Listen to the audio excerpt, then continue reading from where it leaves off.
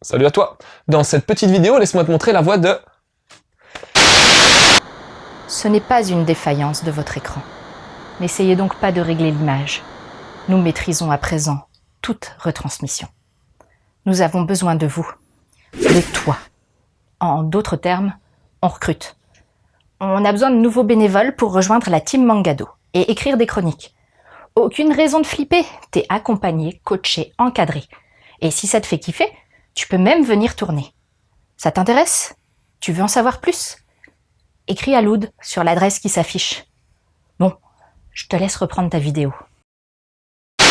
Record of Grand Crest War. Franchement, j'ai toujours eu du mal avec les titres en mode record. Y a rien à faire, ça me fera toujours penser au magnétoscope VHS. À l'ancienne, quoi.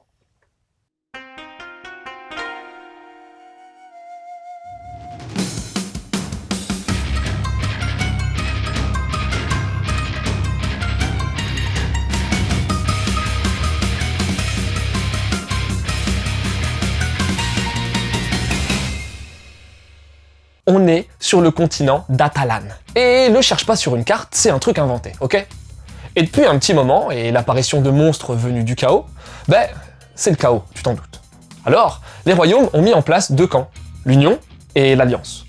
Et fort logiquement, ils se tapent sur la gueule pour l'hégémonie du continent. Mais bon, la guerre, ça va bien 5 minutes. Alors, une tentative de paix est mise en place grâce aux épousailles entre le prince et la princesse des deux factions. Mais c'est justement à ce moment-là que le seigneur démon de la dimension Diabolos, sans menthe ni grenadine, fait son apparition et tue les deux souverains. Heureusement, une mage, Siluka, avait senti le merdier venir et elle a tout de même réussi à sauver les futurs mariés.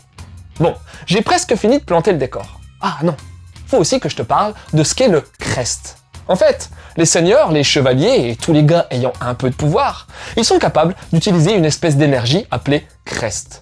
Ils peuvent l'augmenter en annihilant des monstres ou bien en asservissant d'autres possesseurs de crest.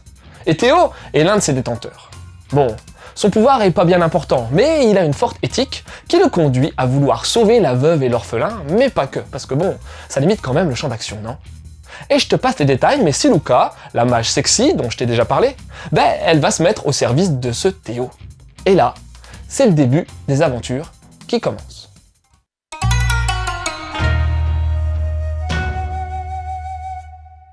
Typiquement, c'est le genre de manga qui me laisse un peu le cul entre deux chaises. En fait, je suis pas hyper fan de ce type de design. De prime abord, t'as un truc très stéréotypé, sans réelle prise de risque. Cheveux en bataille, grosses pupilles, fringues et coiffures stylisées. Donc ça, c'était mon ressenti initial, à chaud. Et puis, tu regardes de plus près, tu t'attardes, et là, je me suis dit, ah ouais, quand même. Maintenant, j'arrive pas à m'enlever de la tête le fait que le trait de Yotsuba Makoto a pas mal de ressemblances avec celui de Kaori Yuki, une pointure.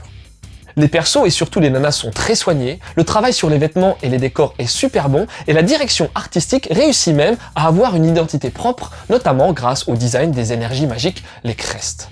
Et comme en plus le tout est teinté d'une pointe de gore, je m'incline et je le dis bien fort, graphiquement, c'est très réussi. Pour le Nemu, il n'y a pas une énorme prise de risque, mais franchement, ça colle bien. C'est dynamique, l'utilisation des diagonales est plutôt habile, et les échelles de cases sont variées, pertinentes, et servent bien la qualité du dessin. Pas trop de surcharge en traits de mouvement et en nono qui, soit dit en passant, sont parfois superbement travaillés et réussis. Bref, c'est fluide, comme il faut, et il n'y a pas forcément à en demander plus. Ce Grand Crest Senki nous est servi par Pika Édition dans un format manga classique de chez Classique. Une petite postface, c'est super dur à dire, essaye, tu vas voir. Bref, une petite postface est présente avec un mot du dessinateur et la jaquette colle bien à celle VO, mais franchement, je l'apprécie pas des masses. Ouais, elle rend pas hommage au coup de crayon du mangaka. Dommage.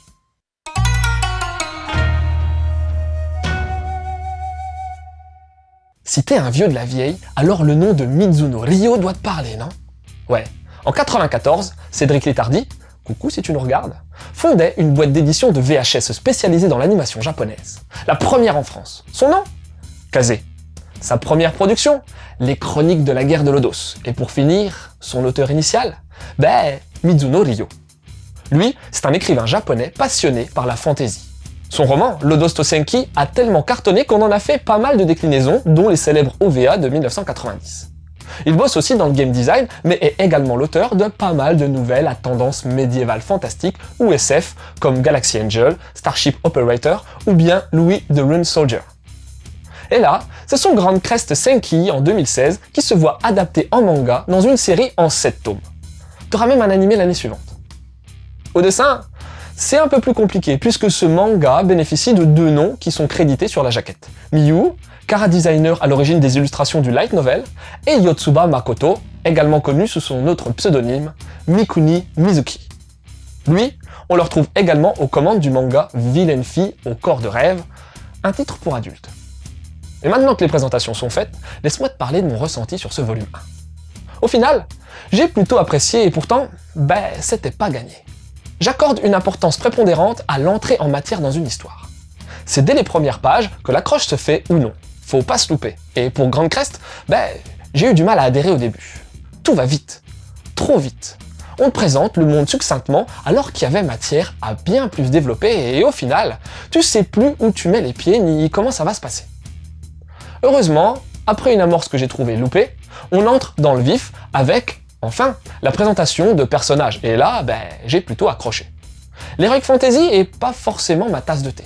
Enfin, je peux surkiffer, comme pour Dai-no Daiboken, mais ça peut également me laisser de marbre, surtout quand l'aspect politique est trop important et mal fagoté.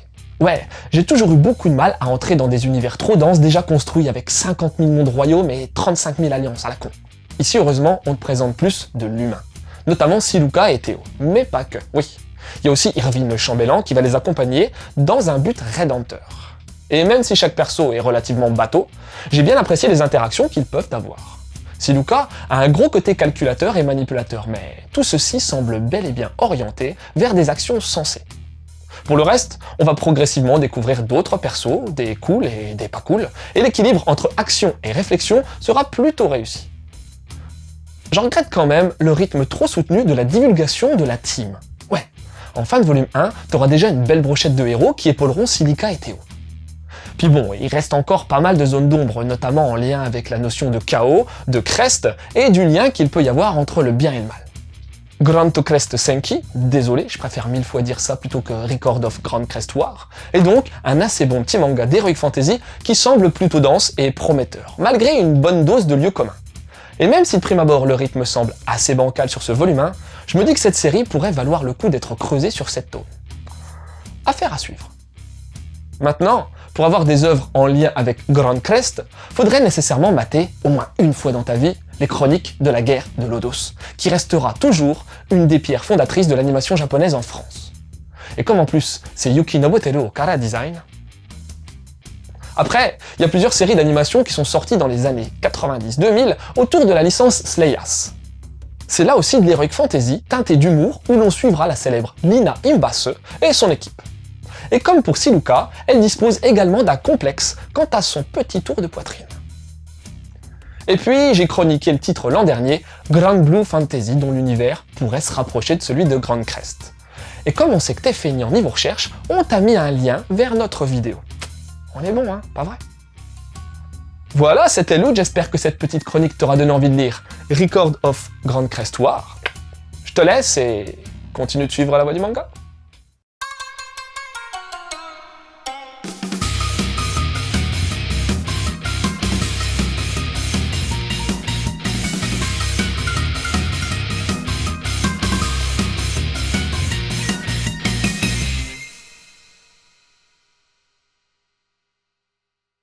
Médiéval fantastique. Tu sais quoi? Game of Thrones, j'ai jamais maté. Sérieux. Et encore, si tu savais que c'est pareil pour Star Wars, Harry Potter ou Le Seigneur des Anneaux, ça y est maintenant, tu sais.